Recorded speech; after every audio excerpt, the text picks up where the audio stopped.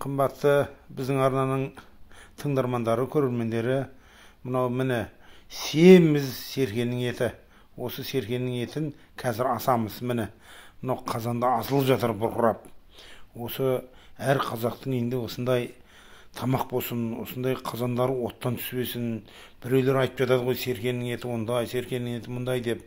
Серкені әбден семіртіп байлап жеп көріңіз. Оны кейін маған айтасыздар, оның еті қандай болатынын. Серкенің етінің дәмділігіне жетпейді, ешқандай қатпайды.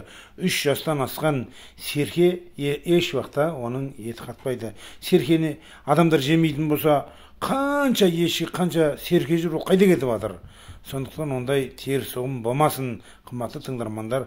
Әркім қалағанын жейді ғой. Мен өзім серкенің етін әбден сүрлеп, жылқының етінде сүрлеп, түйенің етінде сүрлеп жеймін, қойдың етінде әбден сүрлеп, тұзын сіңдіріп, дәмін кіргізіп тұрып, сосын былқылдатып тұрып, мынау қазанда асылып атқандай өстіп асып жеймін. Арасына осы ет былқылдап пісіп атқанда семіз қолдың тауығын да сақ қоямын. Үндік тауық саламын, күрке тауық саламын. Мен осындай керемет қазақтың бешбармақ тамағы болады. Міне көрдіңіздер ме, қандай сүбесін қараңызшы, сап-сары. Ал қазақ елі, Қазақстанымыз жайнай берсін, әр үйде соғым сойылсын, әр үй өз қалаған етін жесін. Қазақтың ұрты майлы болсын, кеуілі жайлы болсын. Сау, саламатта болыңыздар.